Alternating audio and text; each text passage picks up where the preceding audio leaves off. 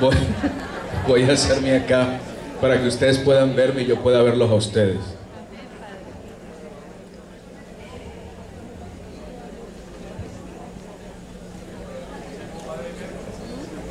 Así es. Bueno, vamos a pedirle al Señor de manera muy especial que nos ayude a través de la fortaleza y la sabiduría del Espíritu Santo a entender especialmente su santa palabra en todo lo relacionado con la Santa Eucaristía. Como yo sé que ustedes siempre traen sus Biblias, abran por favor su Biblia, y si alguien no trajo la Biblia no se sienta mal, simplemente puede tomar nota y luego en casa puede revisar estas notas, estas citas bíblicas. Es el Evangelio de San Juan, capítulo 6, que nos habla precisamente del discurso del pan de vida. Capítulo 6 de San Juan. Vamos directamente allí. Abran sus Biblias, por favor. Y vamos a tratar en el tiempo que tenemos muy rápidamente, hablar primero de este capítulo 6, versículo 1, que tiene como título el pan de vida, la multiplicación, porque la multiplicación de los panes, aquí el famoso milagro de la multiplicación de los panes, tiene mucho que ver con la Eucaristía. La multiplicación de los panes apunta directamente al misterio central de la Santa Eucaristía. Dice así: después Jesús pasó a la otra orilla del lago de Galilea.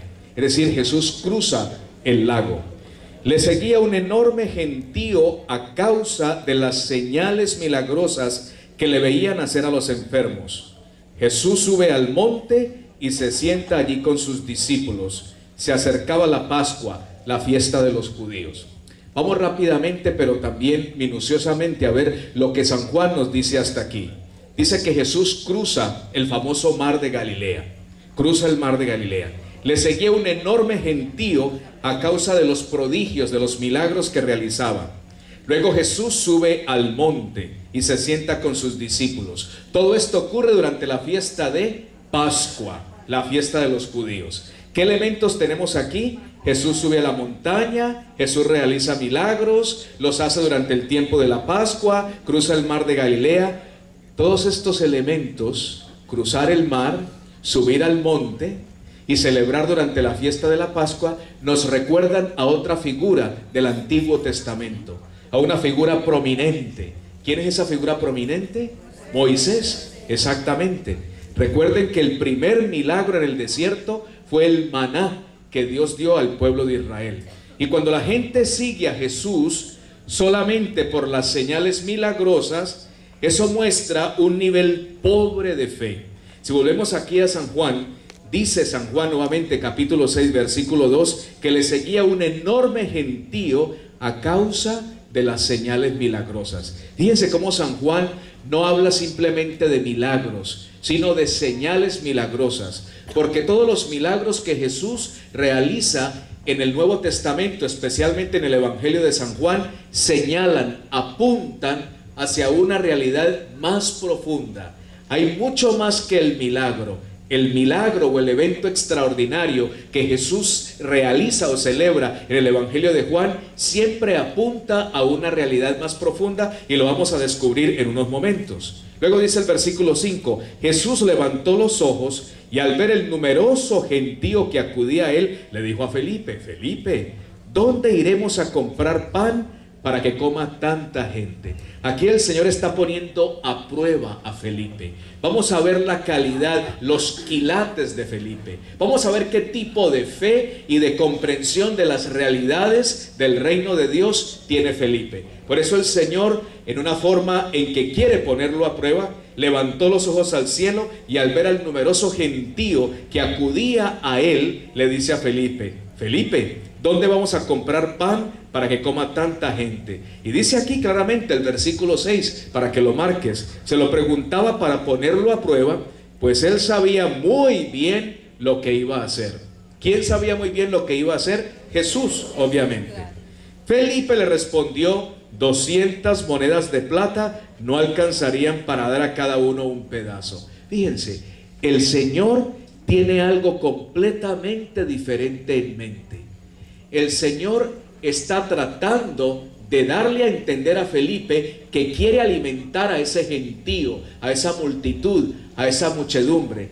Pero Felipe no comprende que las palabras del Señor señalan o apuntan hacia una realidad más profunda. Felipe, que es el discípulo del Señor, que ha pasado con Cristo casi 3 años acompañándolo y escuchando sus enseñanzas y viendo con sus propios ojos los milagros, no entiende que las palabras del Señor tienen un significado que va mucho más allá de las simples palabras. Cuando el Señor habla de alimentar a la multitud, no se está refiriendo solamente a alimentarlos físicamente, alimentarlos con el pan material, sino alimentarlos con otro tipo de comida. Y por eso Felipe contesta: 200 monedas de plata no alcanzarían para dar de comer a tanta gente. Otro discípulo, Andrés, hermano de Simón, dijo, fíjense, este Andrés lo hace con sarcasmo: pues si tú crees que puedes alimentar a 5,000 personas, aquí hay un muchacho que tiene 5 panes de cebada y 2 peces. Pero Andrés no lo hace de buena fe, lo hace sarcásticamente. A ver si con estos 5 panecillos y estos 2 peces puedes alimentar a una muchedumbre tan grande. Por eso dice Andrés, aquí hay un muchacho que tiene 5 panes de cebada. Fíjense, San Juan nos da detalles. No habla de cualquier tipo de pan, es pan de cebada. Pan de cebada. ¿Recuerdas tú en alguna otra parte de la Biblia en que se hable o se refiera a alguien que haya multiplicado panes usando pan de cebada? El profeta Eliseo. Exactamente. O sea que Jesús es presentado aquí por Juan como un nuevo Eliseo que es capaz de multiplicar, partiendo de unos cuantos panes de cebada, muchos panes para alimentar a otras personas. Sin embargo, con mucho menos, Jesús pudo alimentar a muchas más personas que lo que hizo el profeta. Había mucho pasto en aquel lugar y se sentaron los hombres en número de unos 5,000. Entonces Jesús tomó los panes, dio gracias y los repartió entre los que estaban sentados. Usted recuerda muy bien las palabras de institución de la Santa Eucaristía. Como dicen, que las repetimos todos los sacerdotes en la celebración del pan, en la celebración de la Eucaristía.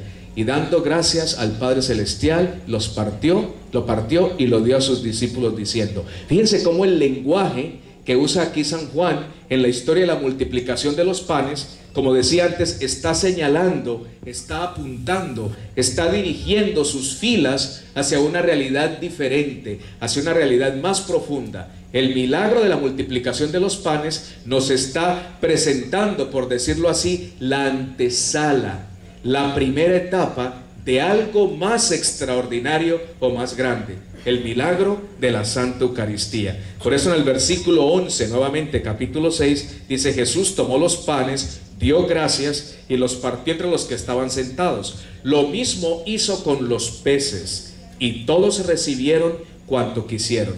Cuando quedaron satisfechos, Jesús dijo a sus discípulos: recojan los fragmentos que han sobrado para que no se pierda nada. Miren esta palabra clave aquí: recojan los fragmentos que han quedado. ¿Qué clase de fragmentos? ¿A qué se refiere?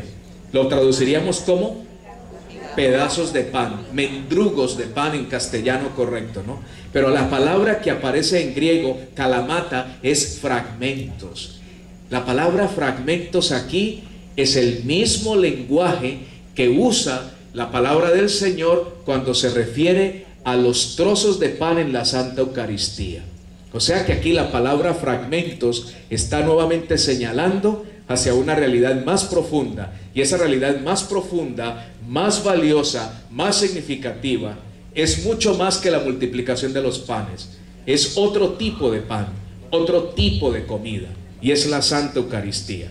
Los recogieron y llenaron 12 canastos. San Agustín decía que los 12 canastos son los 12 apóstoles, con los pedazos que no se habían comido. Eran las sobras de los 5 panes de cebada. Fíjense, con poco el Señor es capaz de alimentar a 5,000 personas. En otro texto del Evangelio dice sin contar mujeres y niños. Aquí solamente está refiriéndose a los varones, 5,000 hombres. O sea que era una multitud, una muchedumbre imposible de contar. gran cantidad de personas que fueron alimentadas. Fíjense ustedes cómo con pocas cosas el Señor puede realizar grandes prodigios. Y a veces yo escuchaba recientemente una persona que decía: yo no puedo hacer nada, tengo problemas de salud, mi memoria no es tan buena como antes, no tengo los recursos. Nunca debemos decir que no somos nada o que no podemos hacer nada, porque siguiendo el ejemplo del Señor, con 5 panes de cebada, el tipo de pan más sencillo, más pobre que usted se pueda imaginar, y 2 peces salados, el Señor pudo alimentar a una gran multitud de 5,000 hombres, sin contar mujeres y niños. O sea que todo es posible si nosotros confiamos plenamente en el Señor, si depositamos absolutamente nuestra confianza en las manos de Cristo nuestro Señor. Al ver la señal que Jesús había hecho, los hombres decían, y uso aquí ya expresión mía: ¡wow! ¡Wow!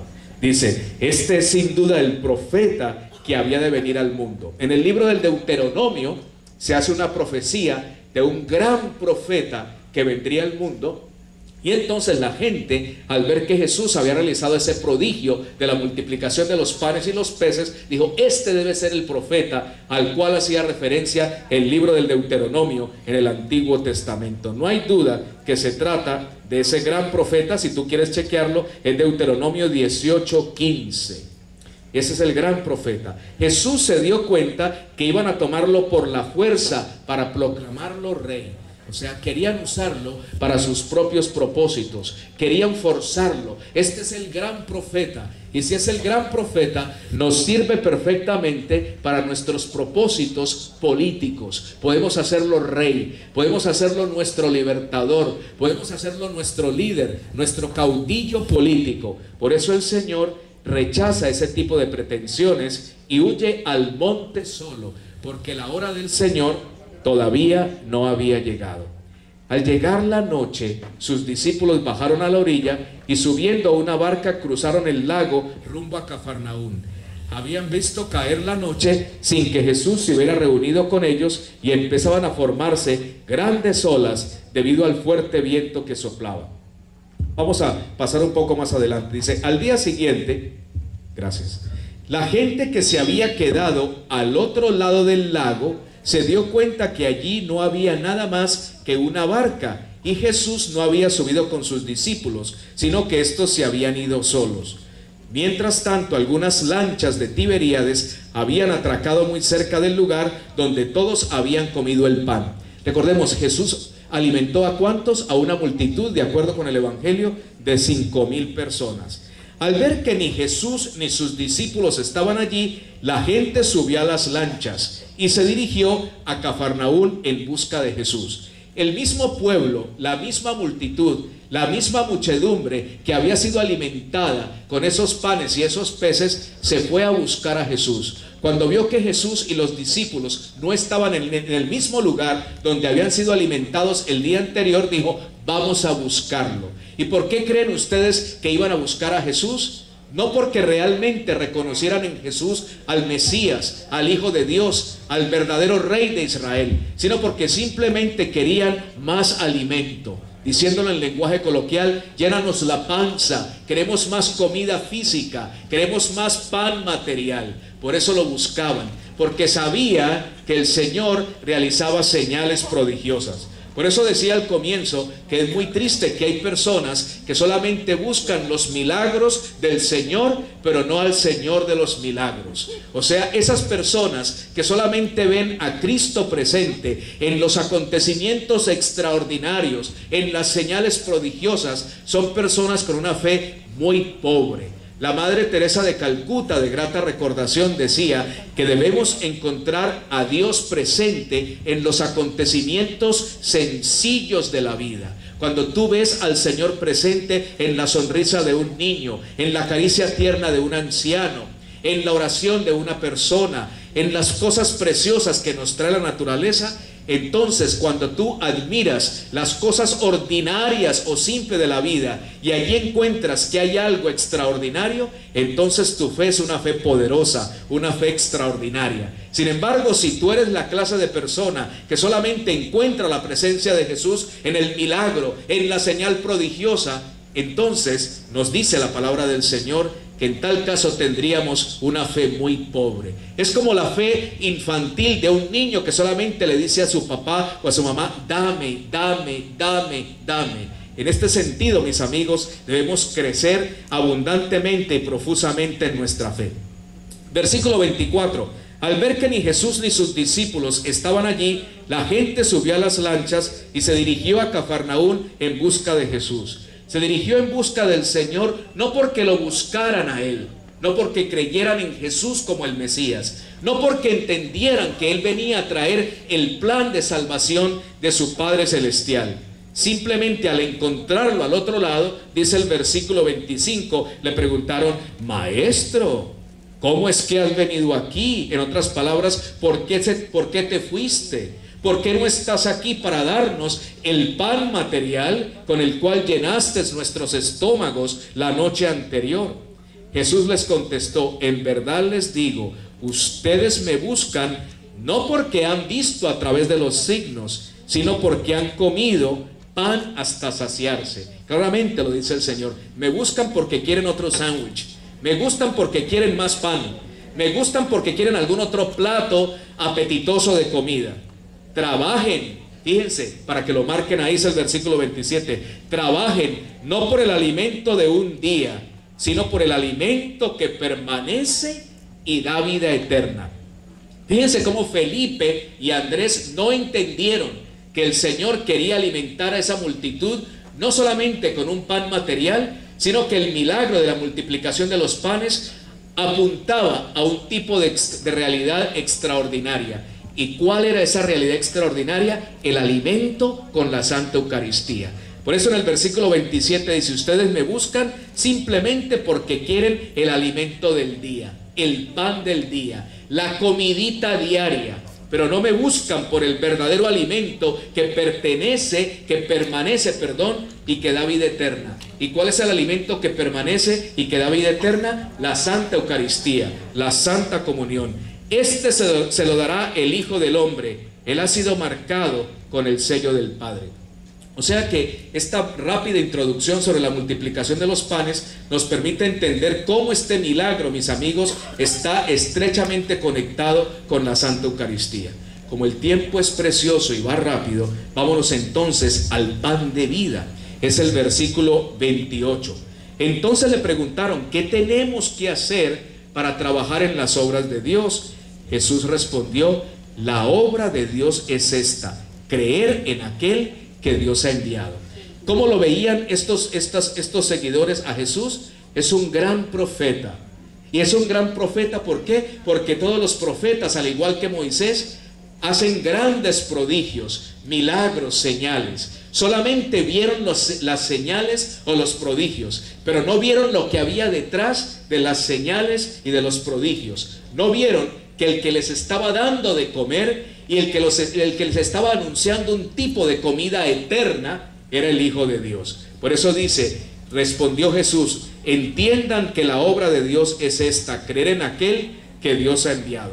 Le dijeron: ¿qué puedes hacer? ¿Qué señal milagrosa haces para que nosotros creamos en las palabras que tú nos estás diciendo? Qué pena.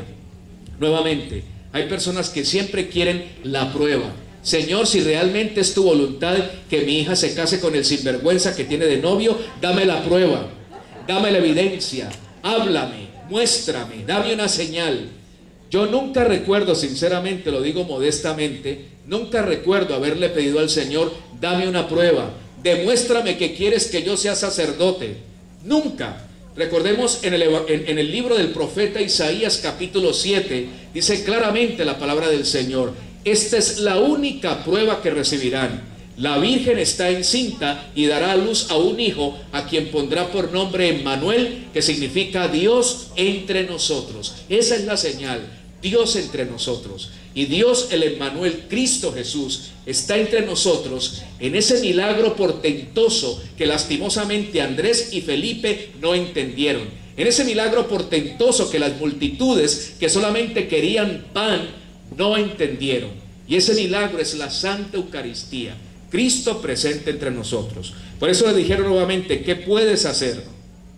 ¿Qué señal milagrosa vas a darnos para que nosotros con estos ojos que han de quedar en la tumba podamos realmente creer en lo que tú nos estás diciendo? ¿Cuál es tu obra? ¿Cuál es tu majestuoso signo o portento para nosotros creerte? Fíjense, hay que ser realmente atrevido para manifestar este tipo de cosas. Acaba de hacer un portento maravilloso. Acaba el Señor de alimentar a 5,000 personas con 5 panes de cebada y 2 peces, y le siguen diciendo: danos la prueba, danos la señal, muéstranos que realmente nosotros debemos creer en ti. ¿Qué puedes hacer? Nuestros antepasados comieron el maná en el desierto, según dice en la Escritura. Jesús les contesta: en verdad les digo, no fue Moisés quien les dio el maná, el pan del cielo, fue mi Padre Celestial el que les da el verdadero pan del cielo. El pan que Dios da es aquel que baja del cielo y que da vida al mundo. Fíjense, de nuevo, ellos están entendiendo las cosas en un plano diferente. Ellos creen que el pan de Dios es solamente el maná, pero Cristo Jesús les está diciendo: el verdadero pan es el que mi Padre da y baja del cielo. En otras palabras, aquí me tienen, véanme, estoy entre ustedes. Sin embargo, no lo reconocieron. Jesús les dijo, ahora se los dice muy claramente: yo soy el pan de vida. El que viene a mí nunca tendrá hambre, y el que cree en mí nunca tendrá sed. Nuevamente, el que viene a mí nunca tendrá hambre, y el que cree en mí nunca tendrá sed.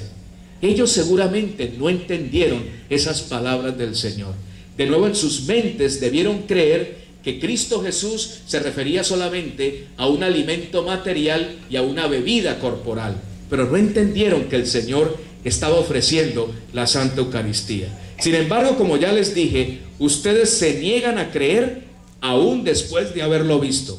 Todo lo que el Padre me ha dado vendrá a mí, y yo no rechazaré al que venga a mí, porque yo he bajado del cielo, no para hacer mi voluntad, sino la voluntad de mi Padre. Y la voluntad de mi Padre es que yo no pierda nada de lo que Él me ha dado, sino que lo resucite en el último día. Luego va a decir aquí la palabra del Señor: solamente aquel que come mi cuerpo y bebe mi sangre tendrá vida eterna. Por eso con sus palabras dice: porque yo he bajado del cielo, enviado por Dios para que todo mundo tenga vida. Dice: sí, esta es la decisión de mi Padre. Toda persona que al contemplar al Hijo crea en Él tendrá vida eterna, y yo lo resucitaré en el último día. Vamos terminando. Dice: los judíos murmuraban porque Jesús había dicho: yo soy el pan bajado del cielo. Y decían: si nosotros conocemos a su padre y a su madre, Él no es Jesús, él es el hijo de José, el carpintero. ¿Cómo puede decir que ha bajado del cielo?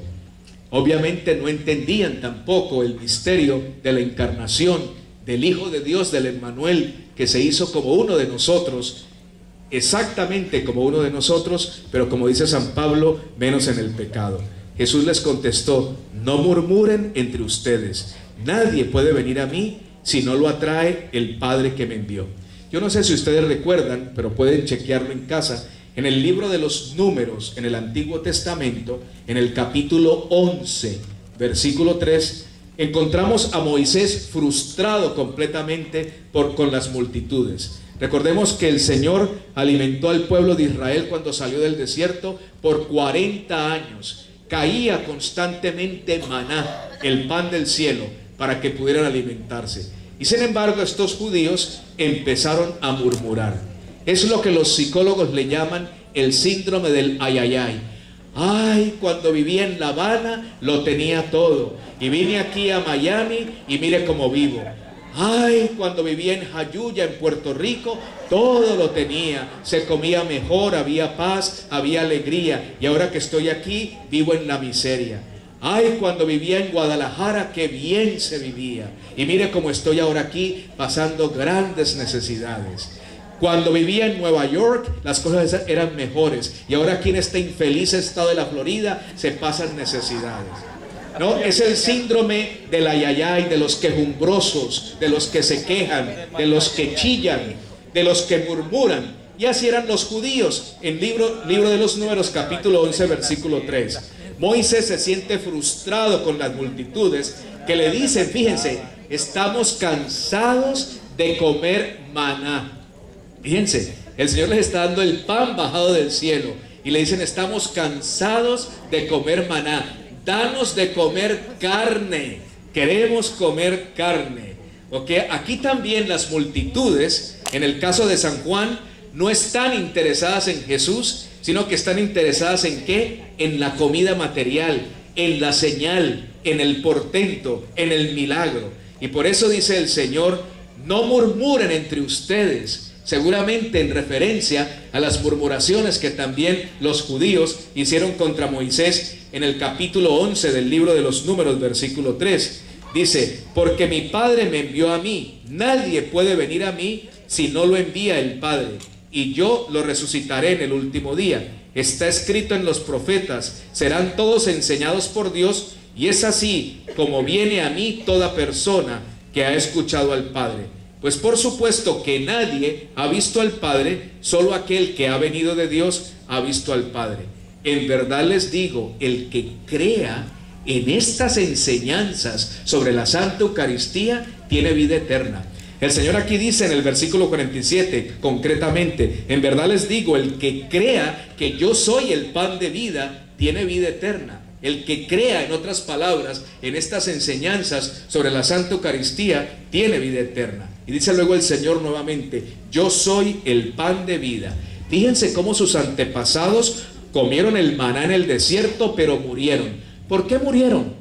Nuevamente, capítulo 11, versículo 3 del libro de los Números.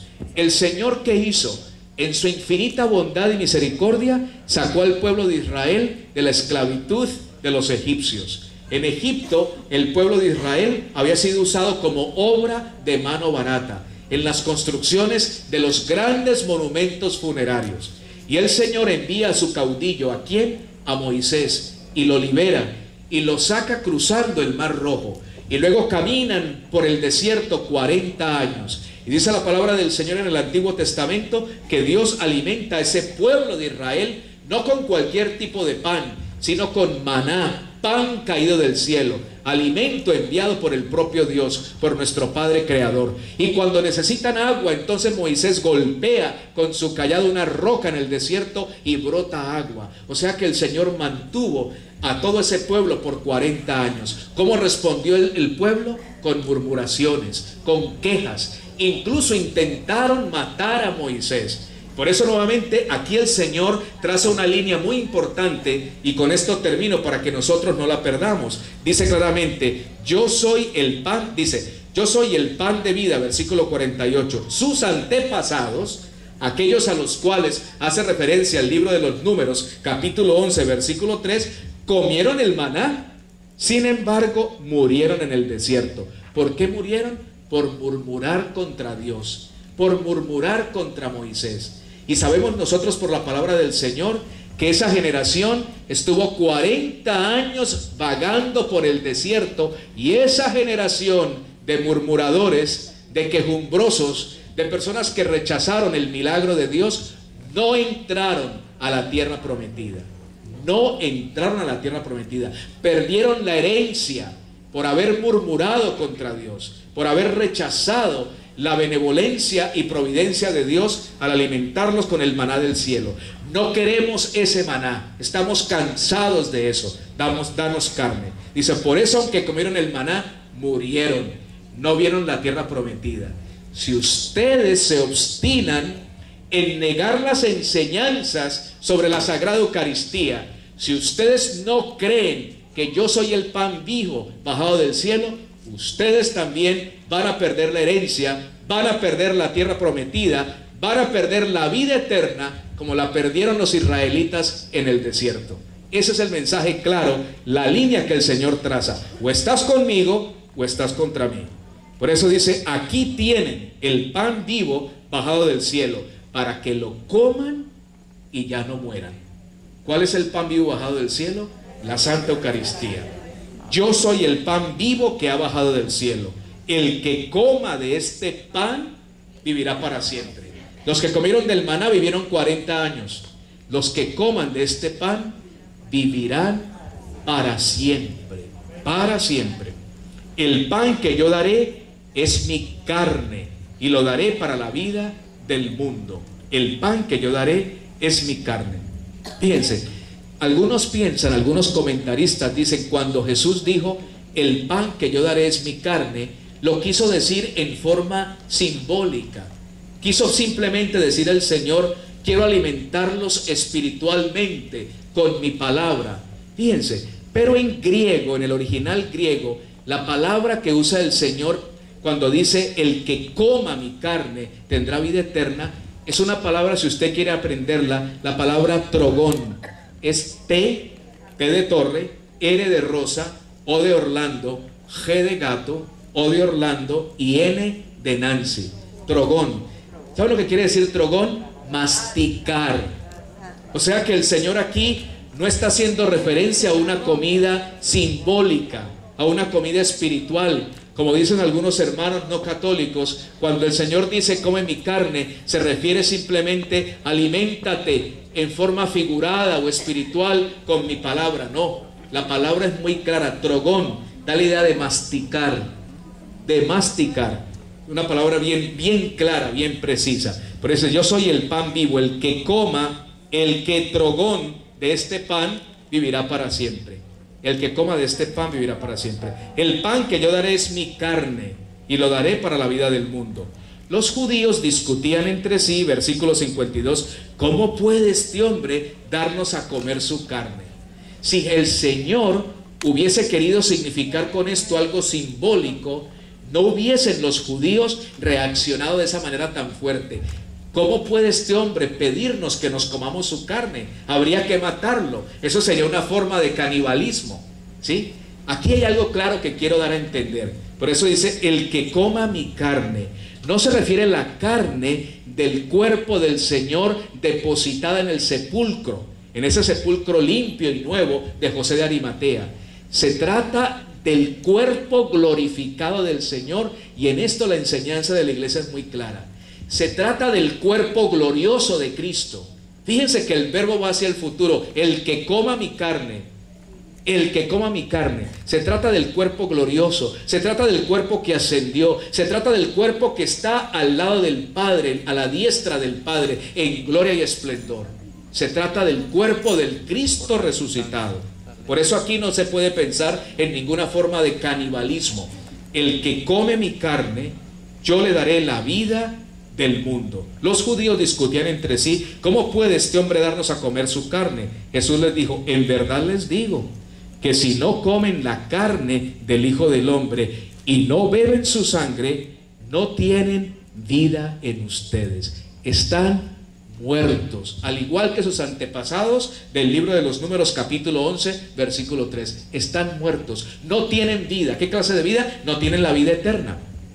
El concepto de beber la sangre era un concepto completamente extraño para los judíos. Debieron sentirse asqueados, completamente asqueados, perplejos, atónitos, estupefactos. Usted usa el adjetivo que quiera. Eso para ellos era algo completamente extraño, nunca escuchado.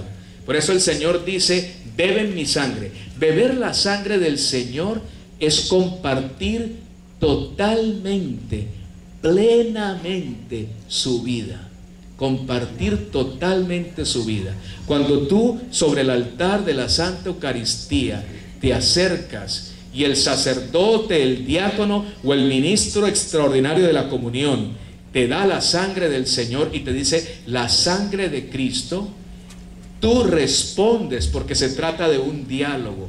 A menos que tengas algún impedimento vocal que no te permita expresarlo en palabras, pero lo puedes expresar con señales. La respuesta es amén, que significa así es, así lo creo, sin reservas ni condiciones de ninguna clase. Las antiguas basílicas retumbaban, resonaban cuando el sacerdote o el diácono daba la sangre de Cristo y la gente respondía amén. Sí, fíjate, cuando alguien te anuncia que te ganaste un premio, un regalo a la lotería, la gente grita extasiada de júbilo. Con mayor razón nosotros, con ímpetu, con entusiasmo, deberíamos responder a ese regalo precioso, la sangre a través de la cual Cristo Jesús quiere que tú y yo compartamos de su propia resurrección y de su vida eterna. Por eso dice, a menos que comas mi cuerpo y bebas mi sangre, no tendrás vida en ti. El que come mi carne y bebe mi sangre, vive de vida eterna, y yo lo resucitaré el último día. En otras palabras, las condiciones para resucitar son consumir el cuerpo del Señor y beber su sacratísima sangre. Mi carne es verdadera comida y mi sangre es verdadera bebida. Esto no es un sándwich, ni es Kool-Aid, o jugo de naranja, o jugo de uvas. No, mi carne es verdadera comida y mi sangre es verdadera bebida. Como el Padre que es vida me envió y yo vivo por el Padre, así quien me come vivirá por mí. Este es el pan que ha bajado del cielo, no como el pan de sus antepasados, del libro de los Números capítulo 11 versículo 3, que comieron y después murieron. El que coma de este pan y beba de esta sangre vivirá para siempre, vivirá para siempre. O sea que, mis amigos, el mensaje del Señor en este sentido es muy claro. Unas últimas palabras, me quedan 5 minutos y luego tenemos la Santa Misa. Quisiera, por favor, en el libro del Apocalipsis, para que tú lo leas en tu casa, en el libro del Apocalipsis, y me refiero a la Santa Misa.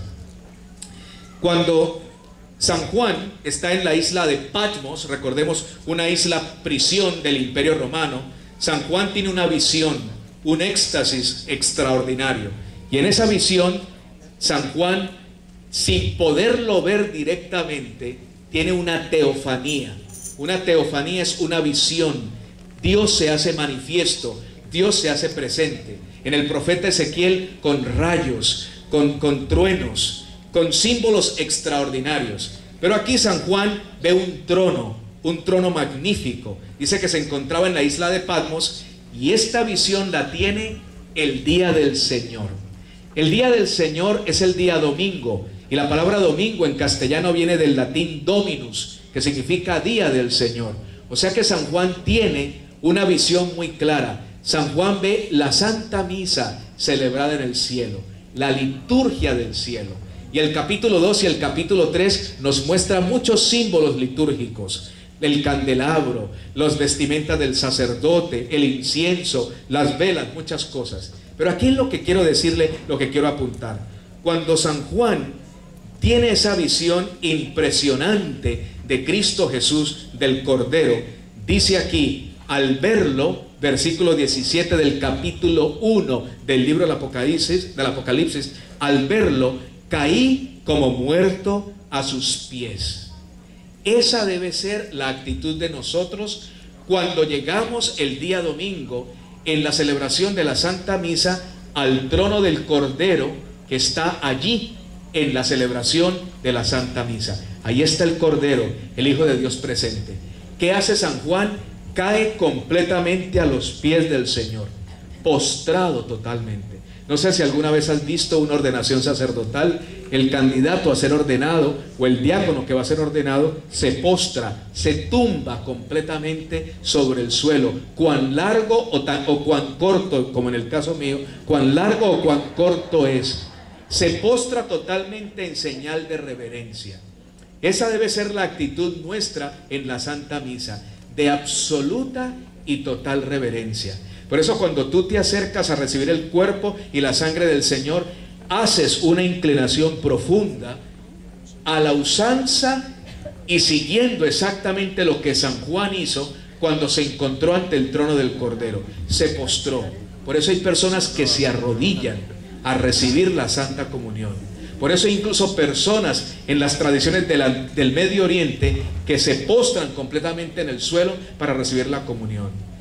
Nosotros en los Estados Unidos, en nuestro bello país, nos hemos vuelto demasiado casuales. No quiero decir nada más para no ofender a nadie. Hay personas que se acercan al banquete del Cordero en paños menores, en prendas íntimas, a participar del banquete. Hace algún día contaba la anécdota de que veía en la televisión un programa con una señora con unas pieles de armiño, ¿no? Unos tocados y brocados y unos sombreros extraordinarios, y yo pensé, debe ser alguna recepción en honor de algún jefe de Estado, ofrecida por el presidente Obama, debe ser, ¿no? O algo por el estilo. Me di cuenta que se trataba de un concurso de perros, y pienso yo, si para un concurso de perros la gente va exquisitamente engalanada, si la gente para cenar en Red Lobster o cualquier lugar de eso se pone sus mejores trajes y bullines, ¿por qué será que muchas personas van al banquete del Cordero de la forma más estrafalaria, pobremente trajeada, y perdónenme si uso una expresión coloquial colombiana, completamente descachalandrados?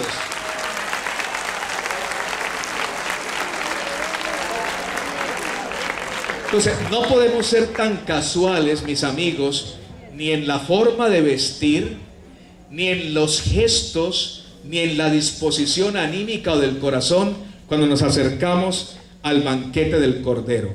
Por eso aquí San Juan se postró reverentemente ante ese Cordero, ante ese misterio profundo, tremendo que se le presentó allí.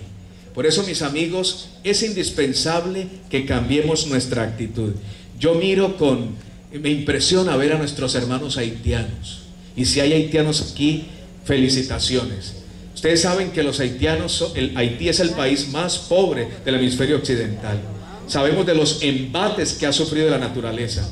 Miren ustedes la forma como van al banquete, trajeados como príncipes, como reyes y como princesas, y no por arrogancia o por vanidad o porque quieran mostrar ropa de marca o la última expresión de la moda, Versace o algo por el estilo, sino porque saben que van al banquete del Cordero.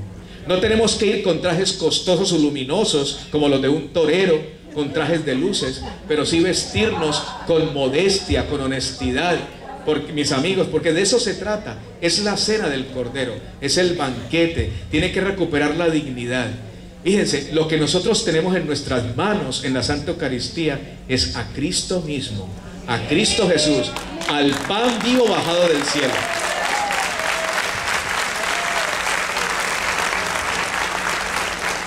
Por eso, concluyendo esta reflexión cariñosa, pidámosle al Señor en su infinita bondad y misericordia, especialmente a través de la intercesión de nuestra Santísima Madre, la Virgen María, que nos permita apreciar con profunda bondad y con gran sabiduría implantada en nuestro corazón por el Espíritu Santo, el misterio tremendo, el regalo precioso de la Santa Eucaristía. Termino con esta frase del Papa de grata recordación, Juan Pablo II. El Papa Juan Pablo II, en un documento bellísimo, decía que la primera persona en hacer la primera comunión fue la Virgen María. La Virgen María, en su vientre virginal, como arca de la nueva alianza, en su vientre, su corazón latía al unísono con el corazón del Hijo de Dios. Por eso, cuando nos acerquemos a la Santa Eucaristía, pidámosle a la Virgen María que nos ayude a entender que cuando tú te acercas ante la mesa del Cordero, ante el trono del Cordero, que tu corazón lata al unísono del corazón de la Virgen María, como cuando ella sabía que en sus entrañas el Hijo de Dios, el Verbo que se hizo carne, el Emmanuel, estaba en gestación, y que un día sería alumbrado, presentado al mundo como manifestación del regalo más precioso de Dios. Vamos a pedirle al Señor nuevamente que nos bendiga de manera muy especial, que nos ayude a seguir siendo un pueblo eucarístico, porque de la Eucaristía brota también algo valioso e imperioso para todos nosotros. Recuerden esa frase cuando en las palabras de institución de la Eucaristía, el Señor tomó un pedazo de pan, lo partió Lo partió por dos razones. Fíjense, estos son los comentarios que hacen los expertos en la Biblia. El Señor era el Hijo de Dios, la segunda persona de la Santísima Trinidad, el Mesías, pero el Señor también era humano, perfectamente divino y perfectamente humano. El corazón del Señor debió estar como ese pan partido. Así estaba el corazón del Señor, partido no en dos, sino en 1000 pedazos, porque sabía que uno de sus discípulos lo negaría 3 veces antes de que cantara el gallo, y el otro, peor aún, con un beso lo traicionaría hasta el cadalso de la cruz. Por eso, cuando se parte ese pan, trata en ese momento de capturar los sentimientos que debió tener Jesús al saber que uno lo negaría y el otro lo traicionaría.